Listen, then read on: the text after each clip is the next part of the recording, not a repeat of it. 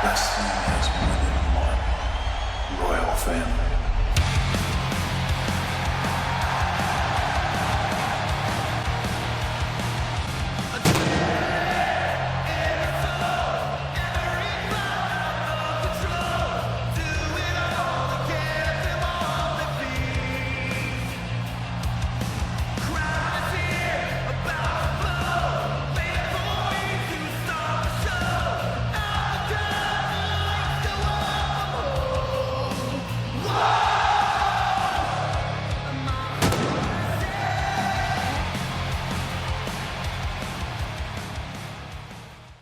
Sean todos bienvenidos a una nueva transmisión en vivo de este canal de YouTube.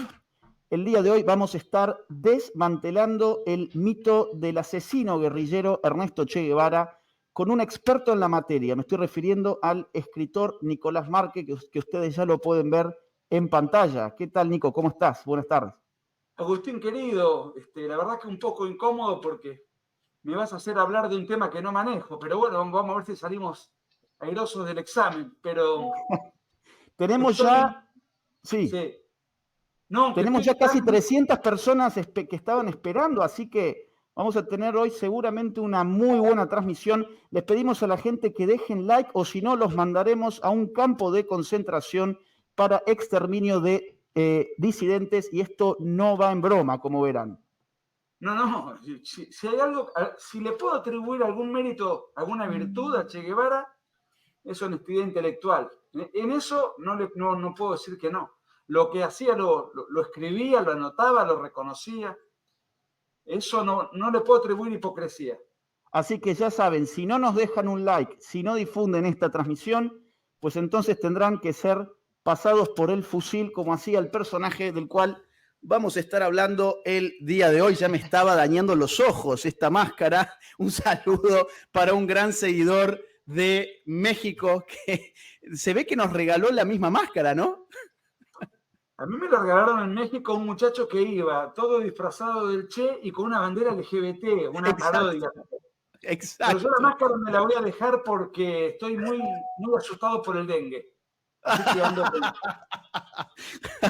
a mí ya me estaba haciendo mal a los ojos porque tiene tan chiquito la parte esta de la pupila que ya se me estaba pegando contra el ojo. Bueno, ahora sí podemos hablar sin la máscara del Che. Sí, a mí me la regaló ahora en la última gira. Me aparece un chico con una máscara del Che Guevara y con unas banderas LGBT, pero aparte una bandera gigante, y él disfrazado de guerrillero, no solamente la máscara, estaba disfrazado de guerrilla. Y me dijo, toma, esta es para vos, y le dije, mira, ya pronto la voy a usar en un vivo, y ahí recordé que nunca, mejor dicho, ahí me di cuenta que nunca hemos hecho un vivo sobre uno de tus temas centrales. A ver, se acaba de ir Nico. Nunca hemos hecho un vivo sobre uno de los temas que maneja a la perfección Nicolás Márquez y es el libro y es el tema del Che Guevara. Nicolás tiene tres libros en realidad. Tiene 3 libros sobre la materia. El primero se titula El canalla, la verdadera historia del Che. Si lo tenemos, por favor, vamos a ponerlo en pantalla. El canalla, la verdadera historia del Che. Después sacó uno que se llama La historia de un fracaso. Y finalmente su obra definitiva sobre el Che Guevara fue La máquina de matar.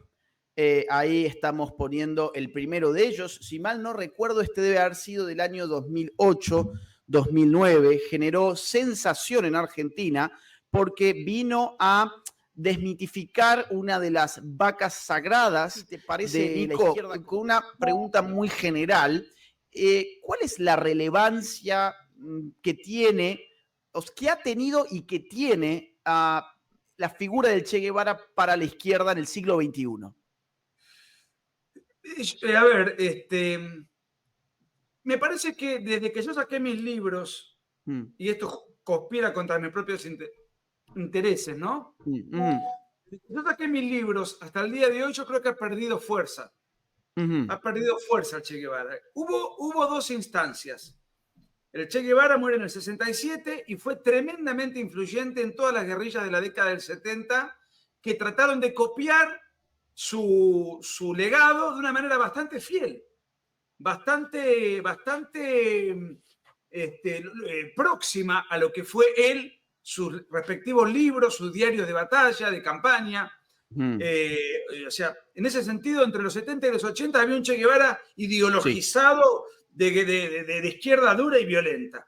Quise estudiar al Che Guevara, fue estando con mi hermano bueno, hay un famoso bar en La Habana, donde iba Hemingway, personajes icónicos de la literatura, que es la Bodeguita. Y la Bodeguita después se armó una franquicia en el mundo que es exactamente igual a la réplica de La Habana. En Mar del Plata hay una. Y habíamos ido ahí, está lleno de póster del Che, de la Revolución, de Fidel, libros. Y mi hermano me dice, tomando mojitos con música cubana. Y mi hermano me dice, ¿por qué te escribís un libro sobre el Che Guevara? Porque no tengo la menor idea de la vida del Che Guevara. Y bueno, estudiala. Y fue en ese contexto donde surgió en el año 2008 empezar a interiorizarme por el Che, al cual le dediqué varios años de estudio, ¿no? Bueno, el Che Guevara, de parte de vía paterna, era descendiente de un virrey de Castro y Peralta, que fue virrey de Nueva España, donde hoy es México. Y de vía materna, de la Serna, era descendiente de un virrey del Perú, del virreinato, digamos, de lo que era el Alto Perú. O sea que él era Ernesto Guevara de Lynch de la Serna. O sea, pertenecía a familias exclusivas de la Argentina conservadora. Nació en 1928, en la Belle Époque, donde la Argentina era esplendorosa.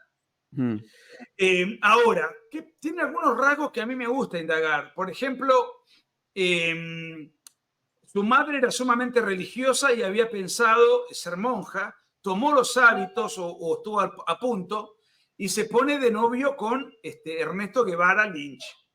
Entonces deja los hábitos, pero el círculo social al cual ella pertenecía le suelta la mano, ni bien se enteran de que ella había quedado embarazada de manera prematrimonial. Heredó una fortuna importante.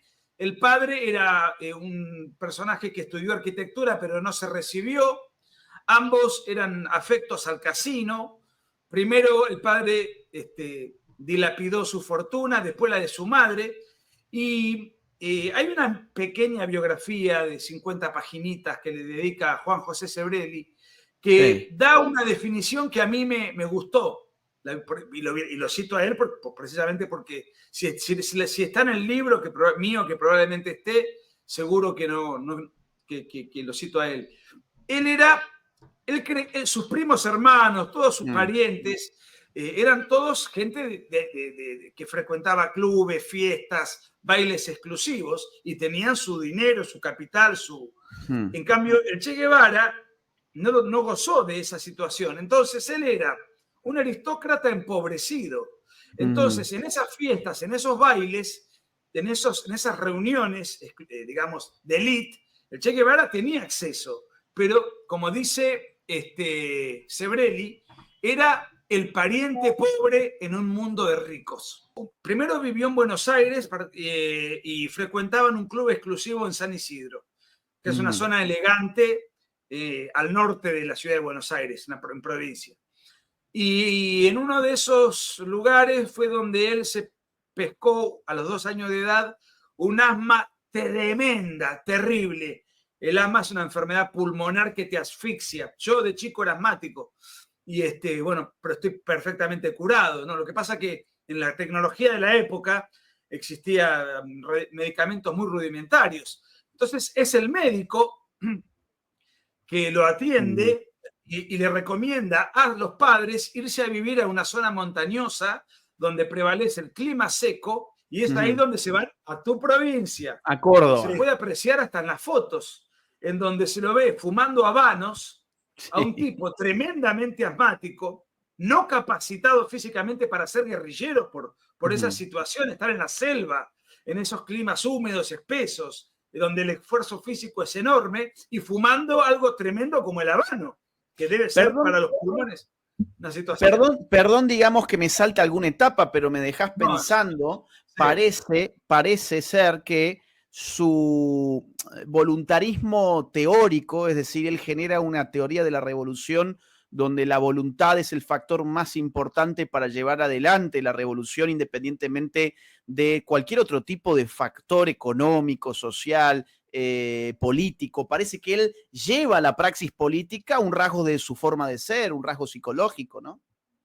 Pero lo que decís es correctísimo, a tal punto, y volvamos un poquito para atrás, sí, que durante su adolescencia el deporte que él practicaba era el rugby, que exige un esfuerzo físico tremendo. Su primo hermano, al cual entrevisté, y en su momento me había pedido que no diga su nombre, se murió, por eso en la última versión yo digo quién es, el doctor Fernando Guevara Lynch, contaba que cuando jugaban al rugby, el cuerpo no le aguantaba y terminaba recostado con el inhalador azul, digamos, de la falta de aire. O sea, era en alergias.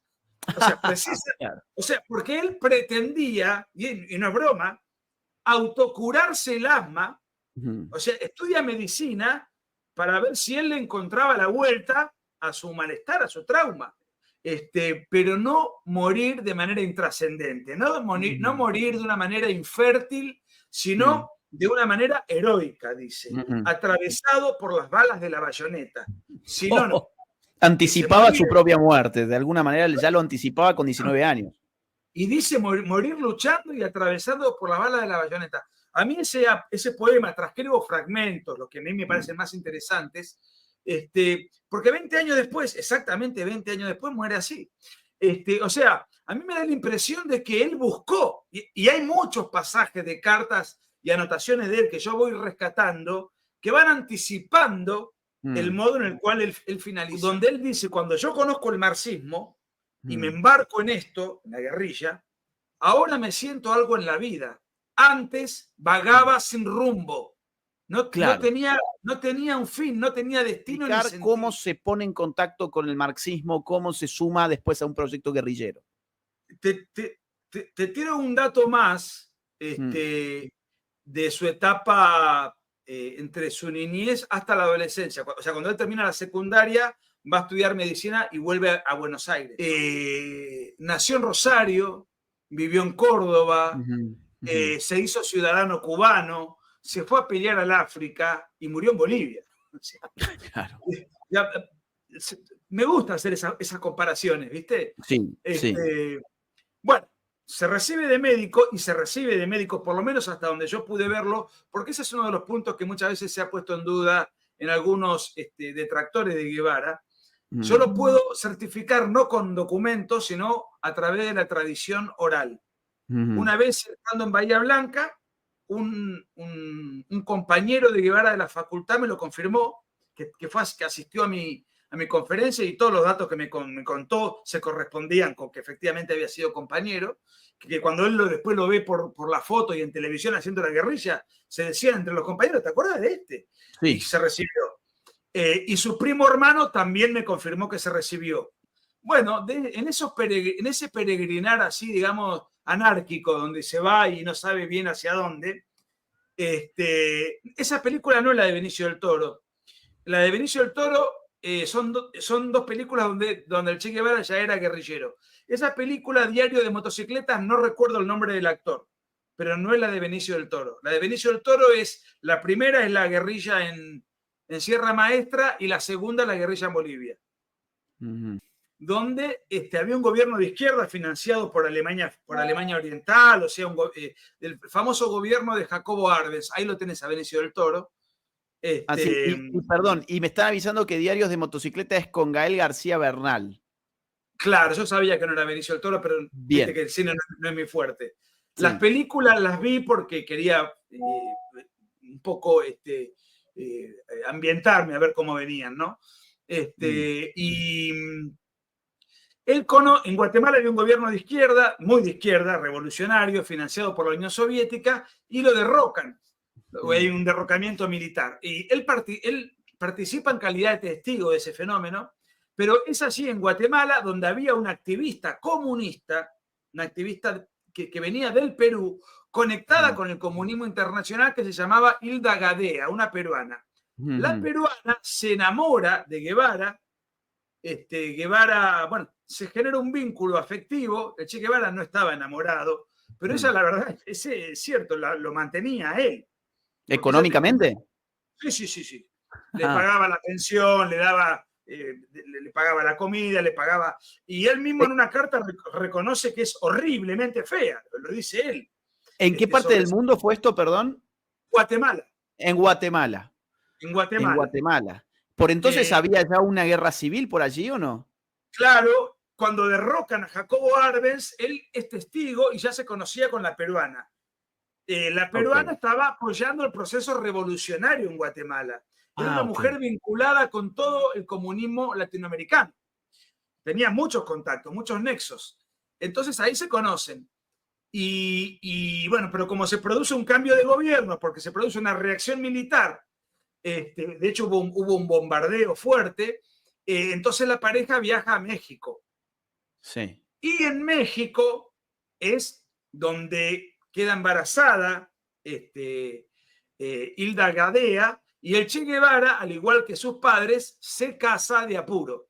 Si mal no recuerdo, había una carta o un escrito del Che Guevara en Guatemala donde dice que se está matando de la risa y está muy feliz al ver las bombas caer del cielo y a sentir el olor de la sangre, ¿no? Bueno, esta es una cosa que yo rescato porque en todas las cartas del Che Guevara hay un humor negro. Era un buen escritor porque, como había leído mucho, tenía una pluma atractiva, mordaz, pero todas eran dolientes. Siempre hablaba de la muerte, siempre hablaba de cosas oscuras, un tipo oscuro. Pero cada vez que reflejaba alegría o algarabía, refería a episodios dramáticos. En este caso se dio un bombardeo a la ciudad. Decías de memoria más o menos, ¿no? Todo estuvo muy divertido, tiros, bombas, gente corriendo despavorida. Bueno, dice, y textualmente dice, me divertí como un mono durante esos días. Sí. Me acuerdo de eso. Me divertí como un mono, ¿no? Dice, todo estuvo muy divertido, y explicaba el concepto, el contexto, donde cualquier persona normal diría, qué horror, porque caen edificios, chicos muertos, familias, gente desaparecida.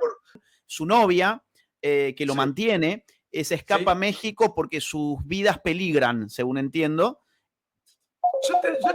Yo no te diría que sus vidas peligran. Yo lo que te diría es que el proceso revolucionario se había agotado. Ya no tenía más nada que hacer en México. No tenían apoyo, había un gobierno antagónico. Entonces, Guatemala. En Guatemala, claro. Sí. Es decir, él va a Guatemala y la peruana con la cual entablan el vínculo estaba apoyando la revolución. Era una agente. Bien. Una agente comunista. Muy bien. En México empieza una vida rara. Él es fotógrafo. Bueno, tiene una vida, digamos, donde, como decimos en Argentina, se hacen changas. Es decir, es alguien laboralmente inestable. Un freelance. Claro, vivía, digamos, de cosas que aparecían. Total, ella era la que tenía el dinero. Y en ese interregno es donde se produce un indulto en Cuba a unos guerrilleros que habían 2 años atrás o 1 año y medio atrás atentado contra el famoso asalto al cuartel Moncada. Entonces esos guerrilleros emigran a México y esa cúpula iba a cenar una noche, la invitan a Hilda y Hilda lo lleva a Ernesto Guevara, que todavía no le decían el Che, que en realidad es una especie bueno, el Che es un término muy coloquial, es un argentinismo, de ahí viene, de ahí deriva el apodo que él se gana.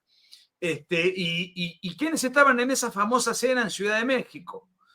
Estaba Ernesto Guevara, obviamente, pero estaba Raúl Castro, Fidel Castro, todos muy jóvenes, y 3 o 4 guerrilleros más. A ver, acá Daniel está mostrando una foto, a ver si vos la reconocés. Es Hilda Gadea, la Es Hilda peruana. Gadea. Esta Sí. fue una de las novias del Che Guevara, de la cual estábamos hablando ahora, que es la que lo introduce en el tema político. Bueno, ¿En qué contexto lo conoce a Fidel Castro? En México haciendo esto, pero en una reunión, en un bar, ¿en qué lugar? en una cena donde la anfitriona se llama una mexicana que se llamaba María Antonieta, en donde estaba Fidel, Raúl y 3 o 4 guerrilleros más. Habría 7, 8 personas, todos cubanos, exiliados, y explicaban la situación. Quiero aclarar esto. El Che Guevara tenía una formación precaria, tardía, apurada, no conocía Cuba, no había leído autores antagónicos, no tenía formación política, excepto la que le había acercado su compañera. Y esa misma noche, el Che Guevara se compromete a sumarse a la expedición en calidad de médico. Esa misma noche toma... Que era valiente, que venía que tenía liderazgo, prepotente, carisma. Yo creo que y él se subordina a lo que Fidel Castro, se pone a las órdenes de Fidel Castro. ¿En dónde se da el entrenamiento? ¿En el propio México? En México, en unas zonas descampadas. Pero, ¿sabés en qué zona? ¿El sur de México? Por ejemplo, Chiapas, Guerrero, Oaxaca. Tendría que, viste cómo soy yo con los lugares. No recuerdo. El que más tiempo le dedica a analizar los entrenamientos y todo eso es un mexicano que escribió una biografía que se llama La vida en rojo, Jorge Castañeda, que fue canciller de México. Él es el que más tiempo le dedica a toda esa etapa. ¿Cuántos guerrilleros habrán sido entrenándose en México? ¿Estamos hablando de un ejército de guerrilleros o un puñado? Mira, los que viajan a Cuba cuando ya están entrenados, etcétera, son 82. Claro, es un puñado. 82 guerrilleros para hacer una revolución en una isla que no es chica. Cuba no es una de las islas chicas. De hecho, es parte de las Antillas Mayores y me parece que es la más grande de las Antillas Mayores. Para los que cuando ellos están llegando, se genera un combate. Un combate en el cual fue catastrófico para los guerrilleros. La historiografía oficial dice, porque esto es algo que no está chequeado, dice que eran 12 guerrilleros y Fidel Castro los que quedaron vivos. Lo que declaraban era que querían reinstaurar la Constitución de 1940, ¿puede ser? Claro. Lo que ellos querían hacer funcionar la Constitución de 1940 que estaba fuera de implementación, ¿no? Claro, Batista había sido presidente entre el 40 y el 44. Luego, en el año, creo que fue en el 52, si la memoria no me falla, o en el 54, bueno, puedo equivocarme. Va a elecciones, parece que perdía, entonces hace un golpe. 2 años después, él va a elecciones, el candidato opositor no se presenta porque no confía en la limpieza del escrutinio, entonces él se consagra ganador por walkover, digamos, o sea, por abandono del contrincante. Entonces él tenía una semi-legitimidad. Ahora, en noviembre del 59 hubo elecciones, porque no había reelección. Claro. Y la gana el candidato de Batista. Entonces, otra vez aparece el fantasma de si las elecciones eran o no fraudulentas. Lo cierto es que la revolución se produce en enero, pero el candidato ganador de las elecciones de noviembre del 59 debía asumir en febrero. Claro. O sea que elecciones hubo, después los entretelones ya estaban en marcha. Entonces, bien, pará, vamos a volver entonces se desplazan de México hacia Cuba en el Granma, y allí se produce ya un primer combate que básicamente bajan a la mayor parte de los guerrilleros que estaban allí, o sea, mueren casi todos, ¿no? Y bueno, según la historia oficial mueren 70, de los 82 quedan 12. Quedan además, 12. Claro, y Fidel, o sea, mueren 69. Entonces, los guerrilleros se pierden en el fragor del combate, se pierden. Sí. Mi madre siempre parece que me tiene que llamar en el lugar más inoportuno. Bueno, siempre. Entonces, se pierden y luego se reencuentran y entran y arrancan de cero. Y bueno, empiezan a reclutar campesinos, empiezan a reclutar, se contactan con los guerrilleros o los antibatistianos que operaban en la ciudad. Bueno, toda una serie de circunstancias. Ahora, cuando vos lees el diario del Che en Sierra Maestra, que es un diario que está en internet, es algo sencillo, se lee en 2 tardes, vos te encontrás con que los combates eran poquísimos, esporádicos, y los crímenes que cometió Che Guevara en esa instancia fueron 14, los confiesa él. ¿Contra quién? Contra gente de su... Él era... Fidel Castro lo nombra comandante, es decir, había 5 o 6 comandancias, una la manejaba él, otra Raúl, otra creo que era Camilo Cienfuegos, la otra era Uber Matos, y bueno. Y el Che Guevara, por indisciplina o cuestiones de desobediencia, él los ataba en un poste y los fusilaba. Él confiesa todo y lo explica en lenguaje técnico, o sea, le pegué un tiro, la bala penetró en tal lugar, perforó tal tejido, perforó tal hueso. Claro, él era médico, conocía el cuerpo humano. Ahora, ¿qué ocurre? El Che Guevara escribió un librito que nos han hecho leer en CHDS, yo lo leí ahí, que se llama Guerra de Guerrillas. Sí. Ese librito luego fue usado por todas las guerrillas del continente. La tesis de Guevara, ¿cuál era? Y volvemos al principio de la conversación, que si vos tenés la voluntad ideológica, estás convencido, persuadido, tenés una entrega, entonces esa voluntad es el alimento que te va a compensar la simetría de fuerzas y vas a lograr hacer la revolución. Porque creían que, claro, los soldados no tienen ninguna, son medios mercenarios que les toca estar ahí.